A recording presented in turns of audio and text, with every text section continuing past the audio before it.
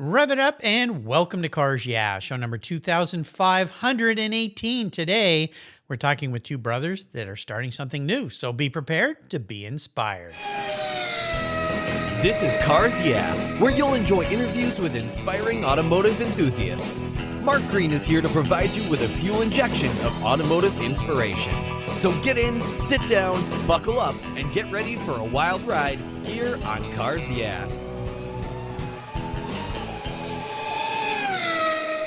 Hello, inspiring automotive enthusiasts, and welcome to Cars Yeah. Today I'm in Colorado with two very special guests by the name of Jim and Chris Oakes. Guys, welcome to Cars Yeah. Do you have it in gear, and are you ready to release the clutch?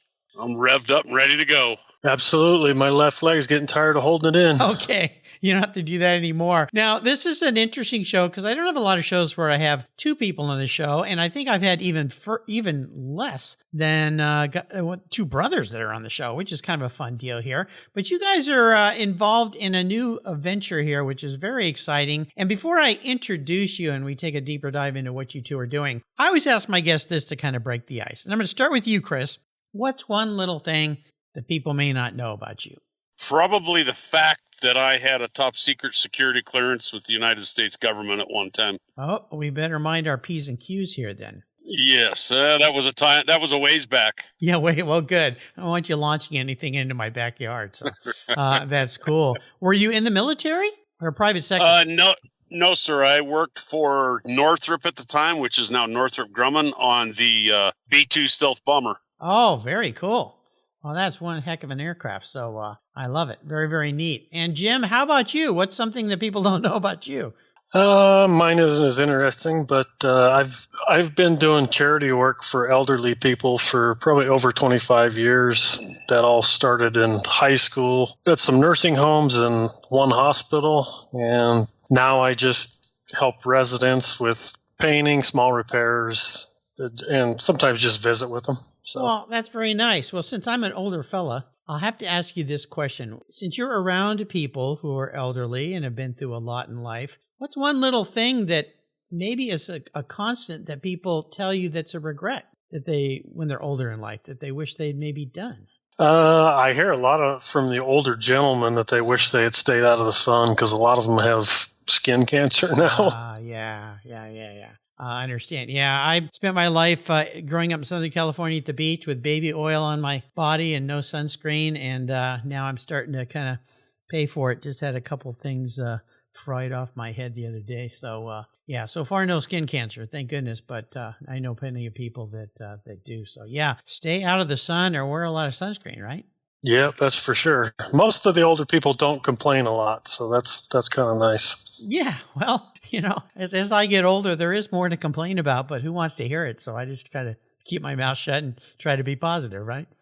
Yep. That's the only way to go. Well, let me give you guys an introduction. We're going to talk about what brought us together here today. Jim and Chris Oakes are brothers, as you know, and the founders of Car Corral. It's an online automotive auction company that provides the perfect blend of excitement, variety, and community surrounding the world of automobiles. Jim and Chris grew up in Colorado, where they still reside, but in different homes now, in a family of 8 children. Holy cow. Chris being the oldest of the clan. Chris is the third generation union carpenter, licensed aircraft mechanic, a car builder, and diehard enthusiast. He helped his dad restore a 1930 Chevrolet sedan back in 1977 when he was just 13 years old. He's a little older now. And the car bug bit him hard. Jim has always been fascinated with all things mechanical and got the car a bug from his older brothers, a.k.a. they call them the Duke Boys. Okay, sounds like a bunch of troublemakers to me.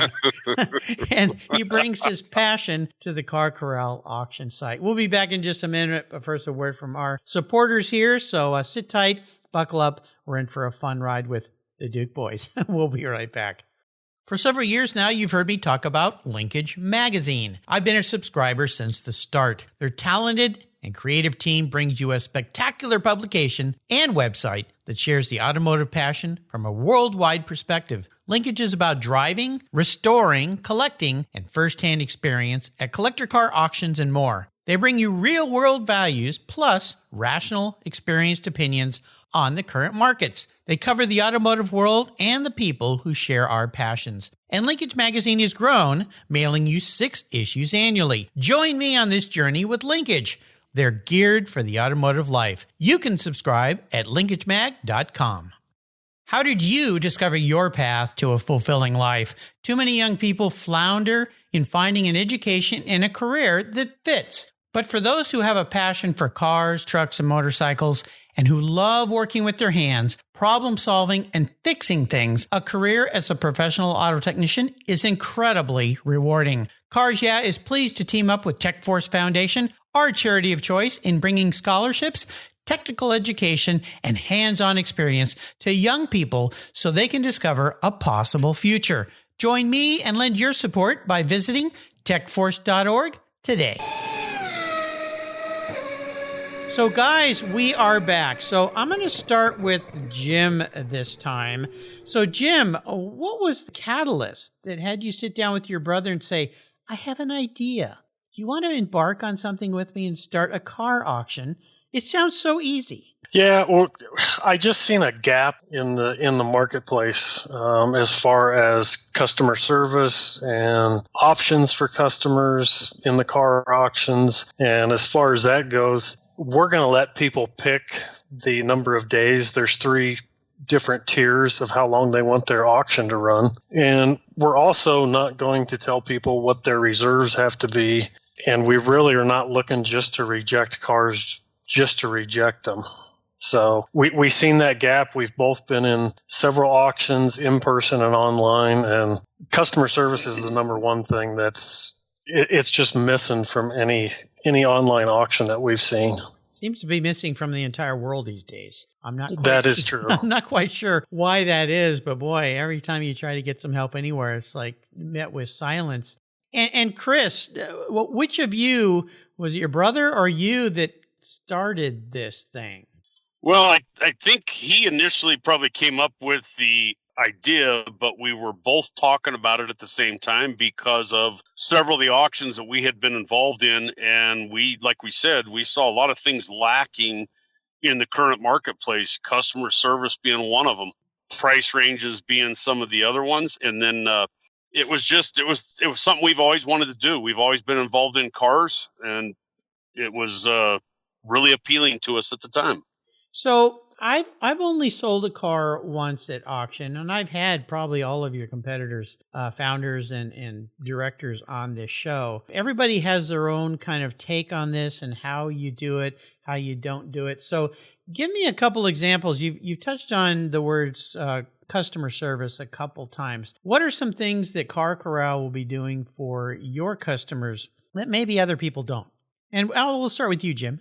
Well, for one thing, when you call us, you're going to get a hold of either me or Chris, or you will leave a message, and either me or Chris will call you back. Other auction platforms, some of them I couldn't even find a phone number for. And maybe a week, maybe 3 weeks later to get a return email. We want this more of a personal experience. And we just want to keep everybody happy. And I don't know if you're like us, but we're old school. When we call someplace, we want to talk to somebody. I don't want to talk to a machine or an answering service that's maybe over in India. I understand. So it sounds like as you grow and as you scale, one of your challenges, I'm guessing then, is having a staff there, because there'll be a point of saturation where you two guys can't take every call and maybe not even call everybody back. So do you have a plan for that as you start to grow and get bigger and bigger? Yeah, we will have more family members probably join in to do the important stuff like customer service and taking phone calls, returning an email if that's how they contacted us. And we had that set up 1.5 years ago already. So I think we're okay right there. And I think keeping it in the family may keep it a little tighter. Yeah, well, there's the advantage of 8 kids in one family. It's just like farmers. That's why they have so many kids. They need a lot of farm hands taking care of things. So tell me a little bit, Chris, about the idea behind the cars, because we see in some platforms of online auctions, higher end cars. Some they'll have everything there. Some are very tightly vetted. Others maybe are not. What's your concept for Car Corral of the types of cars that the consumer will see and find? Or if they have a certain kind of car they want to sell, does it matter what it is and what the price point's going to be? Not necessarily. What we're going to try to do is offer a wide variety and a broader selection to people. That's what's happened now with some of these older cars bringing top dollar and what a lot of people will think insane money, is a lot of these other sites have gone strictly towards premium cars.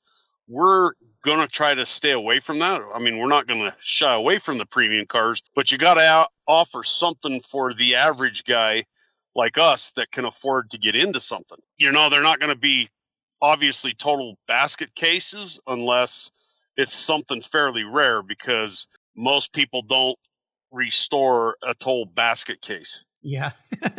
Only the crazy people. Right. The crazy people that, you've got to have all kinds of money to throw at it if you're doing it for an investment. It's not there. But we're going to try to keep on track with that, to offer a wider variety. And there was a lot of complaints from current sites out there that guys were saying, hey, that's where I bought my last project car, and they're not even listing them anymore. So we're gonna try to clean that up a little bit on our end. Yeah, well, there's definitely different ranges of pocketbooks out there, and that's one of the challenges for sometimes younger people or anybody that wants to get into the collector car market, or fun car, let's just say. It doesn't have to be a collector car, just something fun that's a classic. Is everything's so expensive, but it really isn't. I even see on Sports Car Market magazine cars that sell, Triumph TR4s that sell for less than 10 grand, and they're not really crummy cars either. They're drivers, and so forth. So there's a wide range of people. How are you going to be charging people? Like, how does, and I assume then the money transfer, walk me through, if I have a car to sell, what does it cost me to put a car on your site? And then how does the transaction happen so that I'm safe as a seller and the buyer's safe as a buyer? And I'll let Jim take this one. Okay, yeah. Right now we have a limited time offer. It doesn't cost the seller anything to list their car. Okay. And we haven't decided if that might stay permanent for the duration forever. And to buy a car, we're similar to some of the other auction sites. We're at 4.5% with a cap of $4,500. So we're fairly cheaper than most of the other places out there that we've researched. And then we actually will get the buyer and seller together at the end of the auction and make sure the transaction goes through and everybody's happy. It's not the typical thing where, a lot of sales guys, as soon as something sells, they just wash their hands of it. That's not us. We're going to follow up with people, make sure everybody's happy, the transaction was good, the car showed up. That customer service factor you talked about. Customer service, yeah. And will the sites or the sale of the car have ability for open forum type questions? And we'll talk about the gorilla in the room, bring a trailer.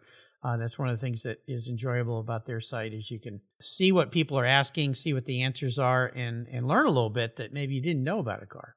Yeah, we absolutely have that function in there. It's called the comment section.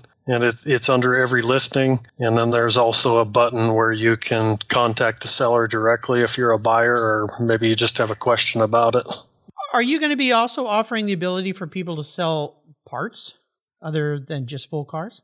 We will not offer that because we have seen other auction sites go in that direction, and we think they just lost focus on the actual automotive part of it, the enthusiasts, because they're selling parts, wheels, automobilia, and all that kind of stuff. We want to stay true to the automobile, so that's what we're going to stick with.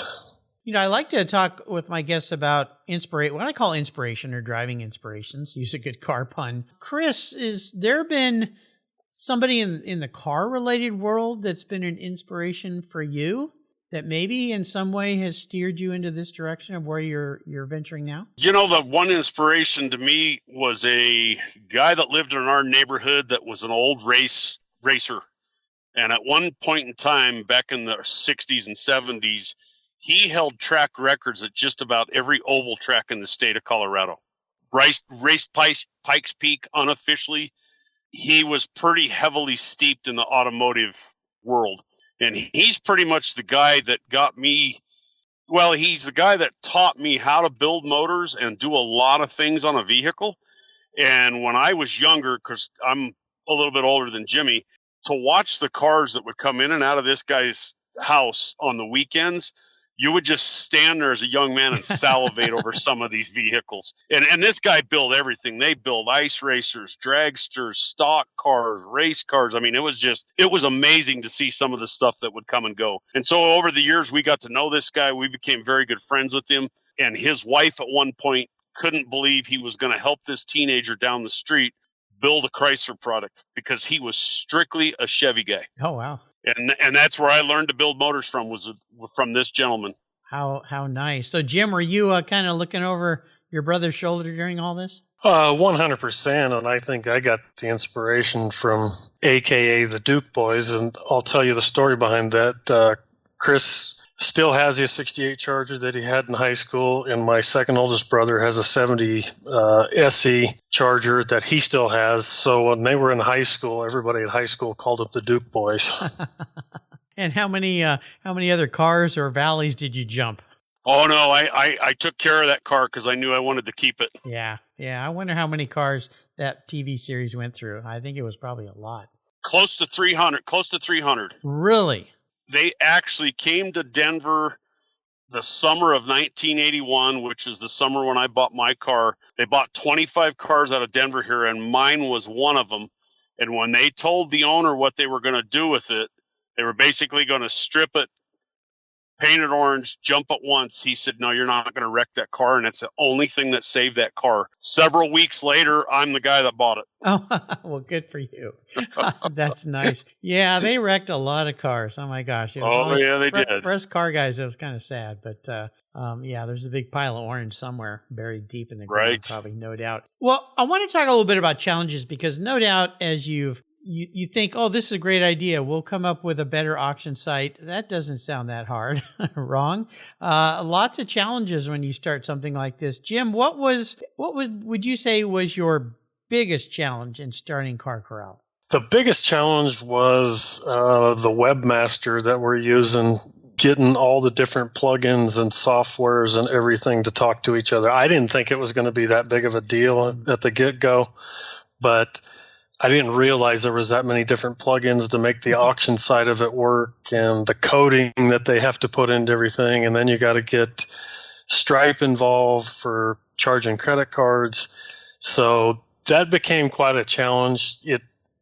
It went smoothly, even though it was a challenge, because this webmaster is top notch. Mm-hmm. And any questions I had, he immediately answered or found the answer and got right back to me. How about for you, Chris? What did you feel has been the biggest challenge so far? I think the biggest challenge was getting the word out there. We were a little naive, thinking that this would maybe take off overnight, getting the word out there. And unfortunately, with everything online nowadays, there was just so many people that we reached out to. And because of all these scams, nobody wanted to get involved with us. And, we put over a year development into the site before we initially launched it for a test run. And now we're coming up on another year. So we've got 2 years into this. And it's actually getting people to trust us. Yeah. To know that this is car guys for car guys. And this is strictly backed by Jim and myself. This is not a big corporate machine here. This is kind of a homegrown deal.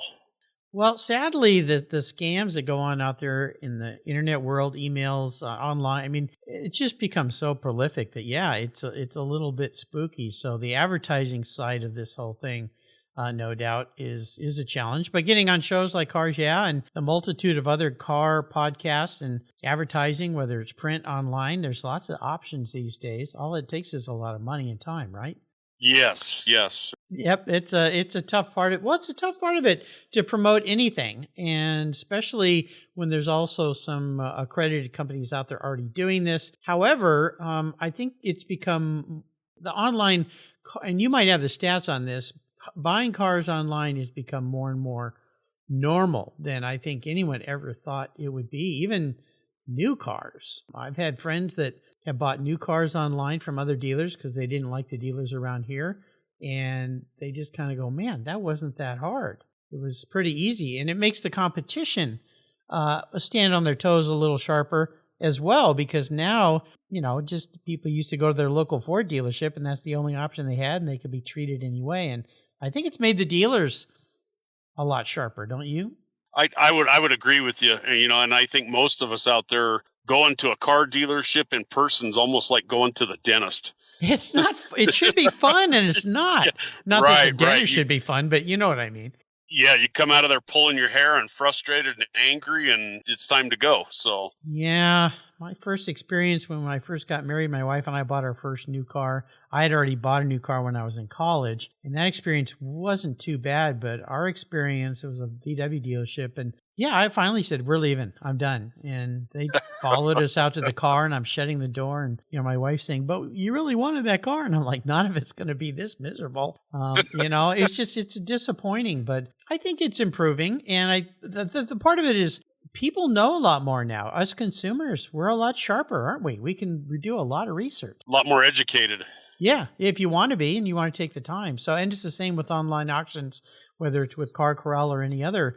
You just need to know your stuff and have the support there. So, well, let me paint a little picture in the future of where you guys would like to go, your bucket list with this business. Let's push out to maybe 5 years, because you saw how fast 2 years went by. Where do you see Car Corral in 5 years? Where would you like it to be? Go ahead, Jim. We want to earn the respect of car enthusiasts across the marketplace. We want to be trusted and be known for our customer service and our transparency with the business, and just being open to all walks of life, not just premium people and not just middle class people, but everybody. Anybody that has a dream ride or a car that they need or want. And, we don't want a lot of negative feedback from people. That's why, we keep touching on this customer service. But me and Chris have both been in a lot of business situations, and customer service goes a long way with anybody. Yeah, it really does. And it's amazing to me this day and age. I just had a plumber at the house yesterday, and I think I've had 5 different plumbers come out that after they left, I will never invite them back. And this final company, and I'll give them a shout out to local company, Purdy Plumbing. Awesome experience. I just had the biggest smile on my face when they left. I mean, the young man that was here, Chris, was just incredible. And I just went, how come everybody can't be like that? And, they don't drive off and you feel like they just took your shirt off your back and your pants off your legs. And, you're not left with anything going, how could it cost that much? Come on. So it's really important, that customer service. And they actually showed up when they said they were going to.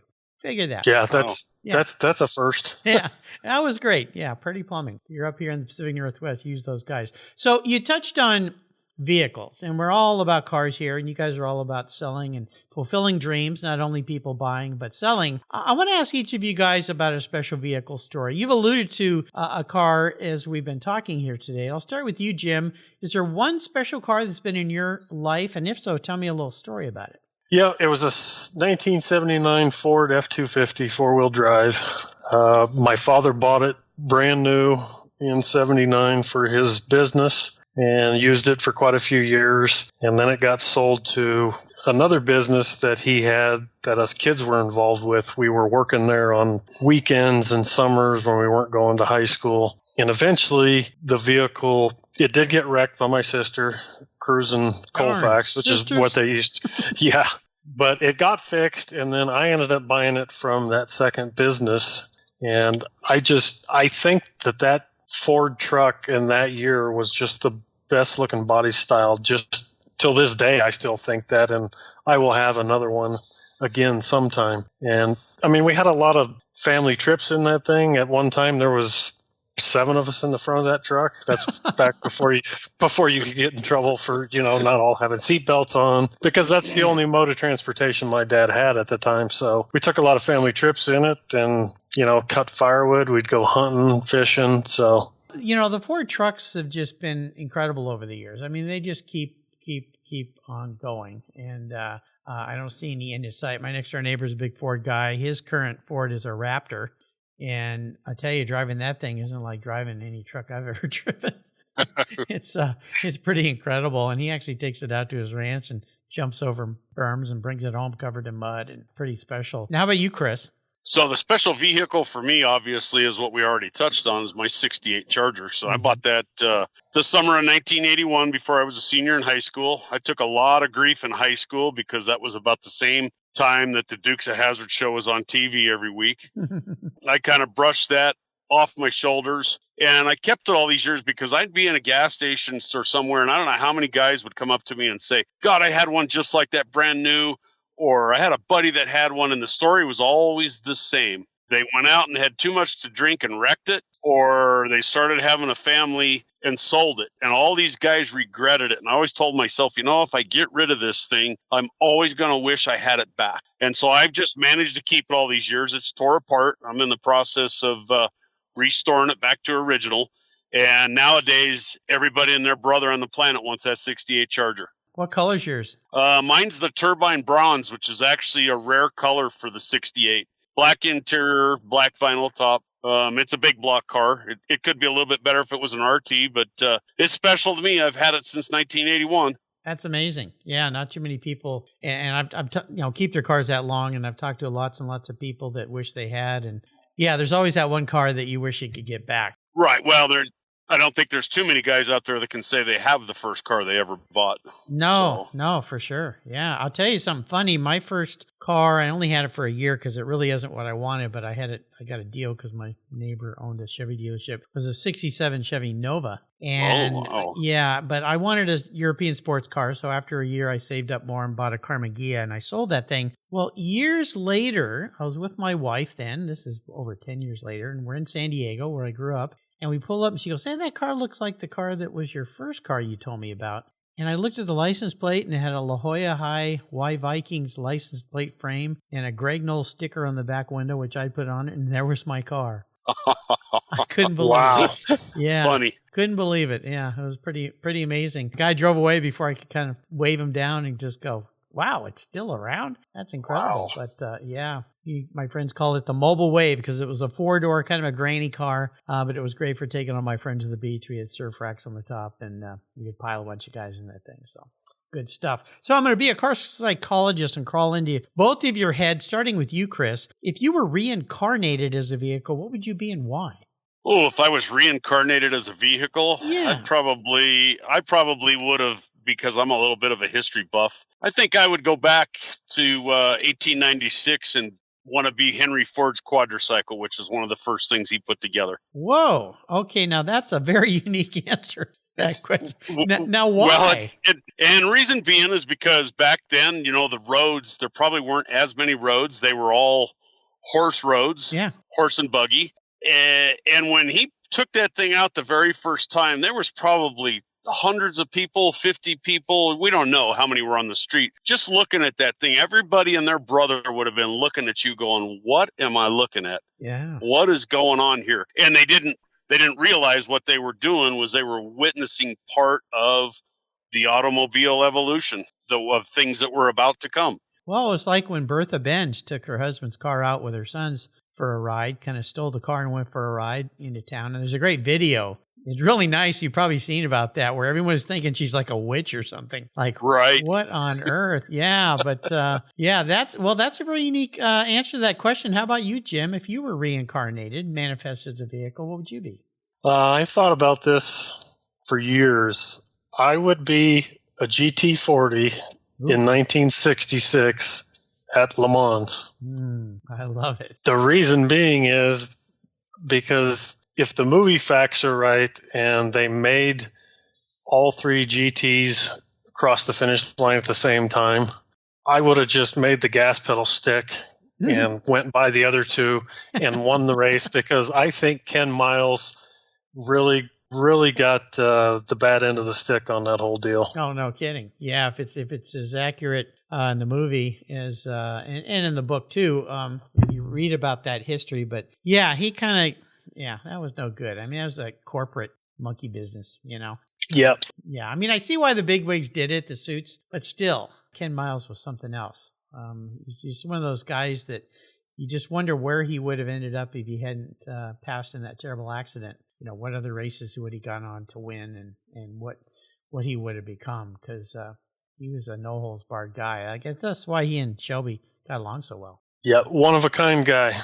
Really was. Yeah, absolutely. My guest last week was, a couple weeks ago actually, was the author of a new book. It's an autobiography about A.J. Foyt. And it's just the first of 2 volumes. It's over 600 pages. And reading that thing, talk about an incredible person, A.J. Foyt. Yeah. There's another one. Holy cow. I mean, what a background, and his bulldoggedness was just insane. Kind of tough to get along with for many people. He was kind of cantankerous, but that's what made him so famous. And he's in his 90s. He's still with us. So, yeah, pretty amazing. Now, how about great books? I love to have my guests share books. Chris, are you a reader? Is there a book that you'd like to share? So, not so much on books, just because of the time spent on the family construction business and on this car corral endeavor.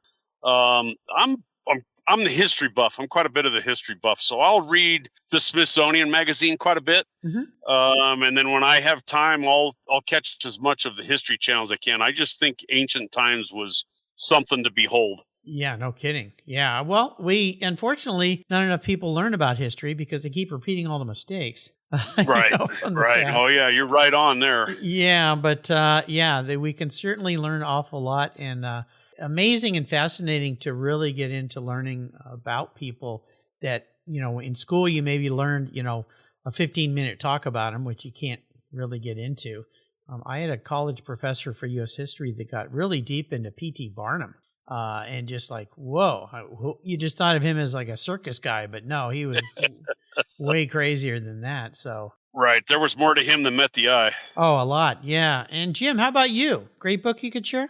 The last book that I read was a book called Stock Market Miracles by Wade Cook.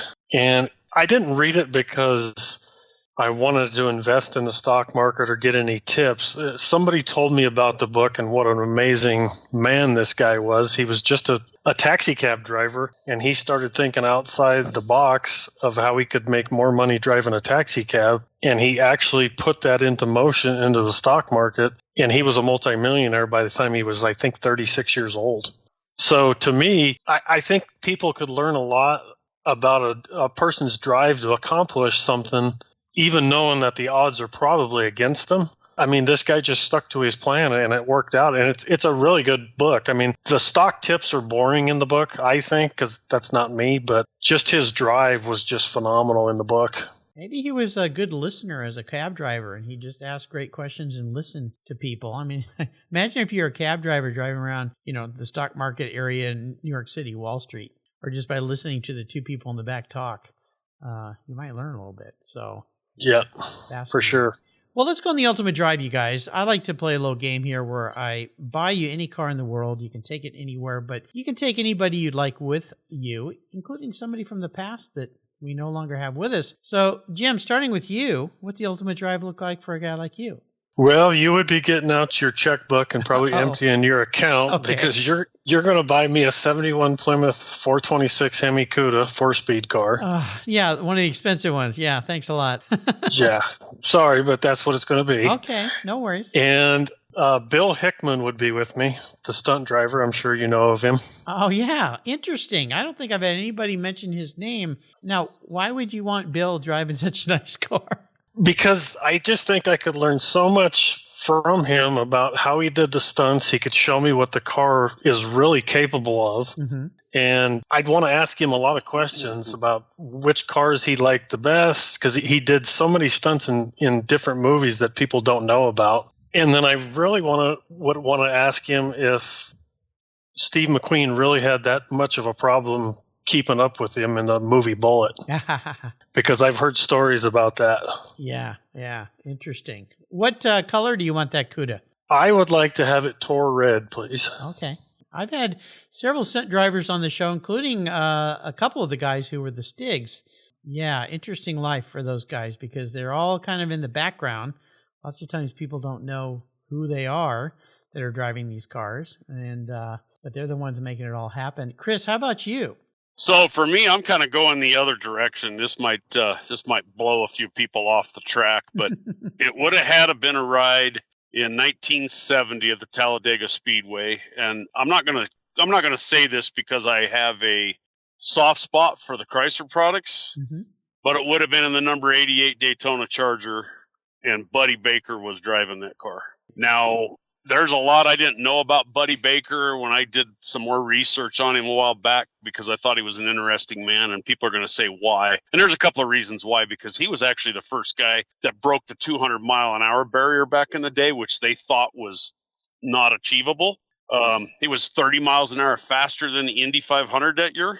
And those cars were nothing compared to what we have today, suspension, brakes, and that kind of stuff. So that guy had to literally be on the edge of his seat or just didn't care. I mean, I would have think at 200 miles an hour, would have thought at 200 miles an hour that you probably felt every little imperfection, if there were any, in that track and the surface that you were on. But that would have been something for 1970.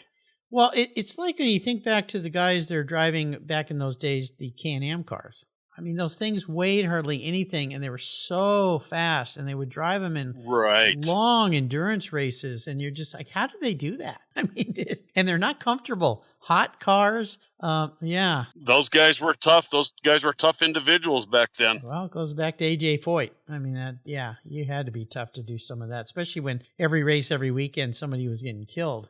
It was like, well, when is my turn coming? So, right. Scary times. Well, this has been a fun talk, you two, and my hat's off to you for starting such a grand venture and going into this field. Before I let you go, could each of you give me maybe some parting words of wisdom or inspiration or some kind of a success quote? I'll start with you, Chris. Oh, words of inspiration. Definitely do your homework before you're going to get started into something. And I kind of thought of this. It just popped in my head here a couple of weeks ago. We know we're not the only guys out there. We're not going to try to reinvent the wheel here, fellas, but we are going to persevere to keep that tire inflated on this deal. There you go. That's what you got to do. Like a racer, never, ever give up, right? Yes, sir. You can't quit. You got to keep going. Yeah. How about you, Jim? I would say kind of a little bit like Chris said, but we'll try twice as hard to make everything right. Keep everything transparent, and the customer service will be phenomenal. I always tell people quitters never win and winners never quit. Now, your business is pretty easy to find, carcorral.auction. Is that right?